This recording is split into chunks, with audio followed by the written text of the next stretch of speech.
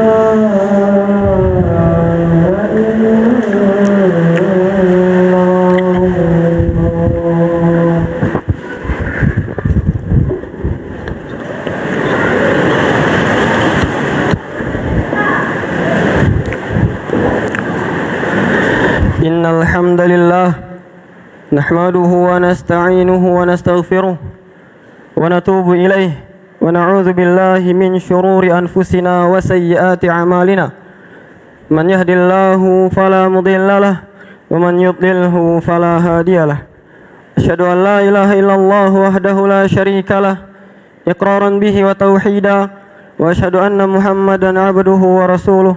Allahumma salli wa sallim ala nabiyyina Muhammad wa ala alihi wa sahbihi wa man tabi'ahum bi ihsanin ila yaumiddin.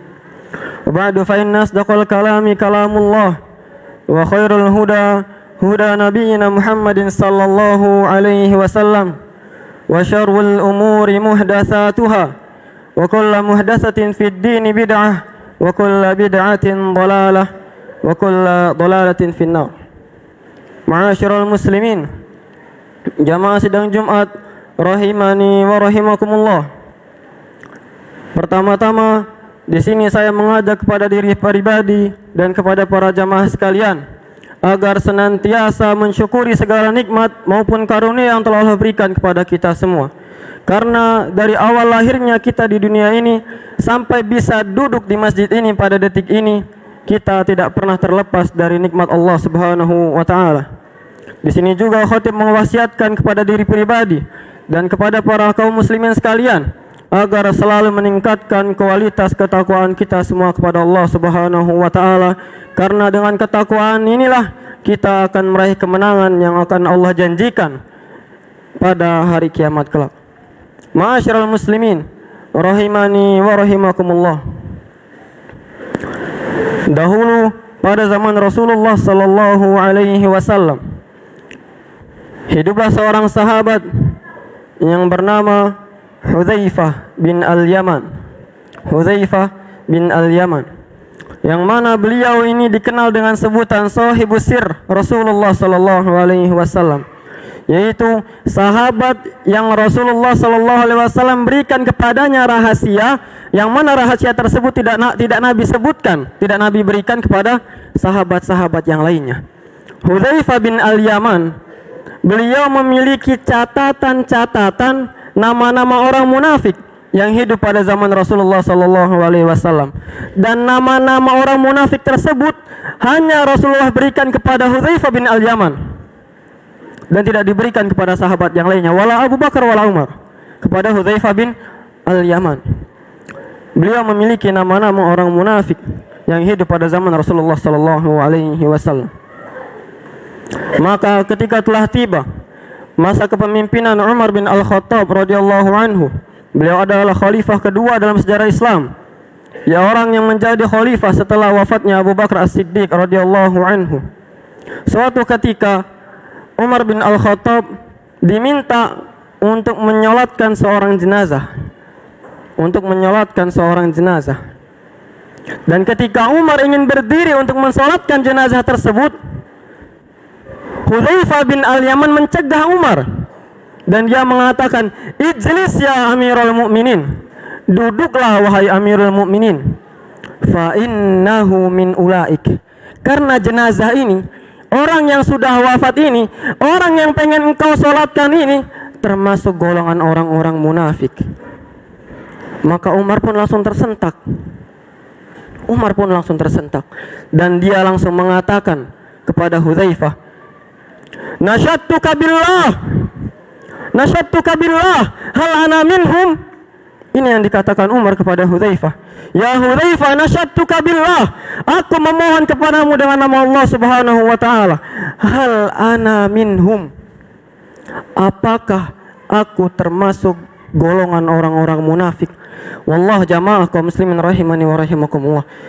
Ini yang ngomong Umar bin Al-Khattab radhiyallahu anhu. Siapa yang enggak tahu Umar di sini?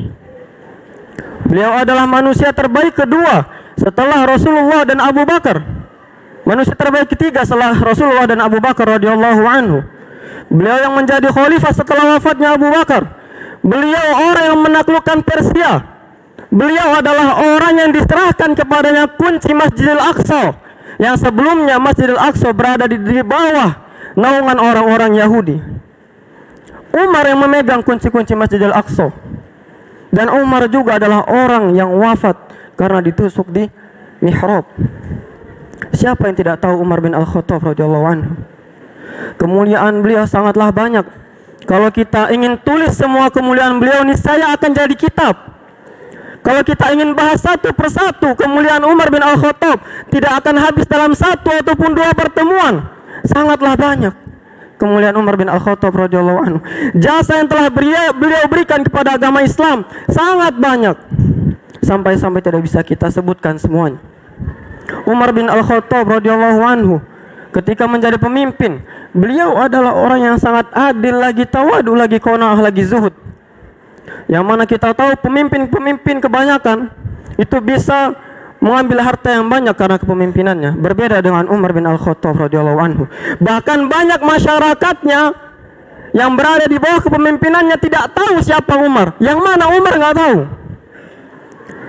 Suatu ketika perang Qadisiyah, perang yang menjadi perang penentu antara kaum muslimin dan kaum Persia pada zaman Umar bin Al-Khattab radhiyallahu anhu, yang mana disebutkan dalam peperangan ini jumlah orang Persia sekitar 120.000 dan jumlah kaum muslimin berkisar antara 30.000 sampai 50.000. Umar bin Al-Khattab saking khawatirnya, beliau setiap hari keluar dari wilayah Madinah untuk apa? Untuk menunggu kabar dari pasukan kaum muslimin. Setiap hari beliau keluar untuk mencari kabar-kabar dari pasukan kaum muslimin. Akhirnya suatu ketika datanglah penunggang kuda yang membawa kabar dari pasukan Sa'ad bin Abi Waqqas yang diutus oleh Umar bin Khattab radhiyallahu anhu. Datang penunggang kuda ini. Dan ketika penunggang kuda ini datang, Umar langsung menyetop penunggang kuda ini. Dan dia langsung menanyakan bagaimana kabar kaum muslimin. Penunggang kuda ini tidak menjawab karena dia buru-buru untuk pergi ke kota Madinah untuk mendatangi Amirul Mukminin, padahal Amirul Mukminin berada di sampingnya. Dia tidak tahu yang mana, Umar nggak tahu. Dan penunggang kuda ini tetap berjalan dengan kudanya sampai memasuki kota Madinah, dan Umar bin Al-Khattab radhiyallahu anhu, beliau menggiringi kuda tersebut sampai masuk kota Madinah. Dan ketika masuk kota tersebut, ketika masuk ke dalam kota Madinah, barulah masyarakat Madinah menyapa Umar bin Al-Khattab radhiyallahu anhu. Assalamualaikum ya Amirul Mukminin. Lantas langsung kaget si penunggang kuda ini, dan dia berkata kepada Umar, wahai Amirul Mukminin, kenapa engkau tidak bilang dari tadi bahwasanya engkau adalah Amirul Mukminin? Umar bin Al-Khattab mengatakan, la alaika ya akhi. Tidak apa-apa wahai saudaraku, nggak masalah. Ini saking tawadunya Umar bin Al-Khattab radhiyallahu anhu. Pakaian beliau tidak seperti pakaian raja-raja pada umumnya, tidak. Tempat tinggal beliau tidak seperti raja-raja pada umumnya, tidak. Tapi beliau memiliki pasukan dan kepemimpinan yang dapat mencaplok kekuasaan Persia dan Romawi. Ini Umar bin Al-Khattab radhiyallahu anhu. Kemuliaan beliau dan jasa beliau untuk agama Islam sangatlah banyak. Bahkan Umar bin Al-Khattab memiliki beberapa muwafaqat pendapatnya dengan ayat-ayat Al-Quranul Karim, yaitu pendapat Umar bin Al-Khattab sesuai dengan ayat yang Allah Subhanahu wa taala turunkan. Dan dikatakan oleh Mujahid, kana Umar yara ra'ya fayanzil bihil Quran. Dulu ketika Umar berpendapat dengan suatu pendapat, maka ayat Al-Quran akan turun sependapat dengan apa yang dikatakan oleh Umar bin Al-Khattab radhiyallahu anhu. Di antaranya ketika Umar bin Al-Khattab berkata kepada Rasulullah, ya Rasulullah, lawit takhadna maqama Ibrahim musalla. Bagaimana jika kita mengambil makam Ibrahim, menjadikan makam Ibrahim sebagai tempat solat? Kemudian Allah turunkan firman-Nya, wattakhidhu min maqami Ibrahim musalla, dan jadikanlah makam Ibrahim sebagai tempat solat. Begitu juga ketika telah lewat perang Badar, perang besar pertama yang terjadi antara kaum muslimin dengan kaum Quraisy yang ada di Makkah. Kaum Quraisy jumlahnya 1000, kaum muslimin 300 belasan. Setelah peperangan tadi, kaum muslimin berhasil membunuh 70 orang dari pasukan kaum musyrikin tadi, dan bisa mengambil tawanan 70 orang juga dari pasukan kaum musyrikin. Dan ketika sampai di kota Madinah, Rasulullah Shallallahu Alaihi Wasallam meminta pendapat para sahabatnya, di antaranya Abu Bakar dan Umar. Ketika Rasulullah SAW meminta pendapat Abu Bakar, maka Abu Bakar pun mengatakan, ya Rasulullah, mereka adalah saudara kerabat kita, kita ambil saja tebusan dari para tawanan tersebut. Dan ketika ditanyakan kepada Umar, ma ra'yuka ya Ibn Al-Khattab, apa pendapatmu wahai Ibn Al-Khattab? Maka Umar mengatakan, ma ara mithla ma ra'a Abu Bakar, pendapatku tidak sependapat dengan apa yang dibeberkan oleh Abu Bakar As-Siddiq. Umar mengatakan, berikan kepadaku saudara kerabatku biar aku penggal kepalanya. Berikan kepada Ali Uqail saudaranya biar dia penggal kepalanya. Berikan kepada Hamzah saudaranya sendiri biar dia penggal kepalanya. Agar orang-orang musyrikin tahu kita kaum muslimin yang ada di sini tidak akan kasihan sama sekali dengan kaum musyrikin walaupun mereka adalah kerabat kita sendiri. Dan Rasulullah SAW akhirnya lebih condong kepada pendapat Abu Bakar, dan akhirnya diambillah tebusan dari para tawanan tersebut. Allah turunkan ayat yang menegur Rasulullah SAW karena mengambil tebusan tadi. Dan Allah sependapat dengan pendapatnya Umar bin Al-Khattab radhiyallahu anhu. Maka dari Nabi ayyakuna lahu asra hatta yuthkhina fil ard. Allah sebutkan dalam Al-Quran Al-Karim. Jamaah kaum muslimin rahimani wa rahimakumullah. Ini segelintir di antara keutamaan maupun kemuliaan Umar bin Al-Khattab radhiyallahu anhu, yang mana kalau misalnya kita dibandingkan dengan beliau, kita tidak akan ada secuil sama sekali perbandingan dengan Umar bin Al-Khattab radhiyallahu anhu, dengan segala kemuliaan beliau dan jasa beliau terhadap agama Islam. Bahkan Rasulullah SAW pernah menyebutkan di dalam hadisnya, Abu Bakr fil jannah wa Umar fil jannah. Dan Nabi Muhammad menyebutkan nama-nama sahabat yang lainnya. Rasulullah mengatakan dalam hadisnya, Abu Bakar di surga, Umar di surga. Umar sudah pasti masuk surga. Umar sudah pasti masuk surga. Tapi dengan segala kemuliaan tadi, Umar radhiyallahu anhu masih takut diri beliau terkena kemunafikan. Maka bagaimana dengan kita yang ada di sini? Kita yang tidak ada perbandingannya sama sekali dengan Umar bin Al-Khattab, tidak ada sebanding sama sekali sama Umar bin Khattab, nggak bisa dibanding. Bahkan kita banyak meninggalkan ibadah-ibadah yang wajib, bahkan ibadah sunnah juga banyak kita tinggalkan. Kita malah merasa diri kita menjadi seorang muslim yang sempurna.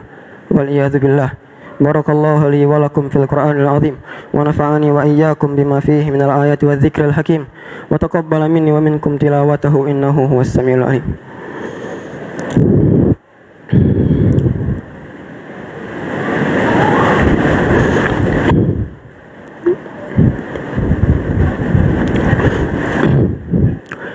Alhamdulillahi wa kafa wassalatu wassalamu ala nabiyyina al-mustafa wa ala alihi wa sahbihi wa man ihtada ila yaumil muntaha wa ba'd. Ma'asyiral muslimin, jamaah sidang Jumat rahimani wa rahimakumullah. Muhammad ibn Sulaim Abu Hilal pernah berkata kepada Abban al-Hasan. Dia bertanya kepada Abban al-Hasan, "Ya Abban, hal takhafun nifaq?" Wahai Abban, apakah engkau takut kemunafikan? Apakah engkau takut bahwasanya dirimu termasuk orang-orang munafik? Apa yang dijawab oleh Abban al-Hasan? Beliau menjawab, "Wa ma yu'amminuni wa qad khafa Umar." Apa yang membuatku merasa aman dari kemunafikan, sedangkan Umar saja takut, apalagi aku? Umar saja takut dengan kemunafikan, apalagi aku? Dan dikatakan oleh Ibnu Abi Mulaikah, adraktu salasina min ashabin Nabi sallallahu alaihi wasallam kulluhum yakhafu ala nafsihi nifaq. Beliau berkata, aku telah bertemu 30 sahabat Nabi Muhammad sallallahu alaihi wasallam. Di antaranya ada Ubadah al-Arba, Abdullah bin Abbas, Abdullah bin Umar, Abdullah bin Amr dan Abdullah bin Zubair. Di antaranya ada sahabat-sahabat yang lainnya. Beliau berkata, kulluhum yakhafu ala nafsihi nifaq. Semua orang yang aku temui tadi, 30 sahabat yang aku temui tadi, mereka semua takut akan kemunafikan yang akan menimpa diri mereka semua. Waliyadzubillah. Bukan hanya Umar bin Al-Khattab radhiyallahu anhu, akan tetapi para sahabat yang lainnya pun takut akan kemunafikan. Takut akan kemunafikan yang akan menimpa diri mereka. Wallah, sahabat ridwanullahi alaihim, banyak di antara mereka yang mungkin ikut perang Badar, ikut perang Uhud. Mereka ikut berjuang di jalan Allah di bawah kepemimpinan Nabi Muhammad sallallahu alaihi wasallam. Mereka mengambil ilmu dari tempatnya yang paling murni, dari asal yang paling murni, dari mulut Rasulullah sallallahu alaihi wasallam. Mereka masih takut akan kemunafikan. Mereka nggak pernah menganggap diri mereka muslim yang sempurna, padahal ibadah mereka jauh dan jauh dari kita semua. Sedangkan kaum muslimin zaman sekarang, waliyadzubillah, mungkin banyak di antara kita yang lalai akan ibadah-ibadah wajibnya. Salatnya masih bolong-bolong, ibadah puasanya pun juga begitu. Allah Subhanahu wa taala sebutkan di Al-Qur'an di antara sifat-sifat orang munafik, innal munafiqina yukhadi'unallaha wa huwa khadi'uhum wa idza qamu ila sholati qamu kusala yura'unan nas wa la yadhkurunallaha illa qalila. Orang-orang munafik di antara sifat mereka, wa idza qamu ila sholati qamu kusala. Mereka malas-malasan ketika melaksanakan salat. Azan sudah berkumandang masih sibuk tidur. Azan sudah berkumandang masih sibuk bekerja. Bukannya langsung menjawab panggilan Allah, masih sibuk dengan urusannya sendiri. Yuraunan nas, riya dengan ibadahnya tadi. Dia ibadah untuk dipuji oleh orang lain. Dia melaksanakan sholat agar dilihat oleh ustadz-ustadznya. Dia puasa karena ngikut orang lain, bukan karena Allah Subhanahu wa ta'ala. Karena rutinitas Ramadan yaitu puasa, dia ikut puasa, cuman bukan karena Allah Subhanahu wa ta'ala, tapi karena ngikut dengan orang lain. Waliyadzubillah. Wala yadhkurunallaha illa qalila. Dan kaum munafik, mereka tidak mengingat Allah Subhanahu wa ta'ala kecuali hanya sedikit saja. Semoga apa yang saya sampaikan pada khutbah kali ini dapat menjadi introspeksi bagi diri kita semua, agar kita semua menyadari bahwasanya diri kita ini jauh dari yang namanya muslim yang sempurna, sangat jauh. Hendaknya kita mengintrospeksi diri kita semua. Dan kebetulan sekali sekarang kita sedang berada di bulan Ramadan. Hendaknya kita selalu berdoa kepada Allah Subhanahu wa ta'ala agar dimudahkan untuk menjalankan ibadah-ibadah yang telah Allah wajibkan untuk kita semua, dan agar Allah menjadikan kita pribadi muslim yang lebih baik dari waktu ke waktu. Innallaha wa malaikatahu yusalluna 'alan nabi ya ayyuhalladzina amanu sallu 'alaihi wa sallimu taslima. Allahumma ighfir lil muslimina wal muslimat wal mu'minina wal mu'minat al ahya'i minhum wal amwat innaka sami'un qaribun mujibud da'wat ya qadiyal hajat. Allahumma aslih wulata umurina wa wafiqhum wa saddidhum lima fihi salahul islami wal muslimina ya rabbal alamin. Allahumma ati qulubana taqwaha wa zakkiha anta khairu man zakkaha anta waliyuha wa maulaha. Allahumma taqabbal minna siyamana wa qiyamana wa tilawatana ya arhamar rahimin. Wa sallallahu wa sallim ala nabiyyina Muhammad wa ala alihi wa sahbihi ajma'in. Wa khairu da'wana alhamdulillahi rabbil alamin wa aqimis shalah.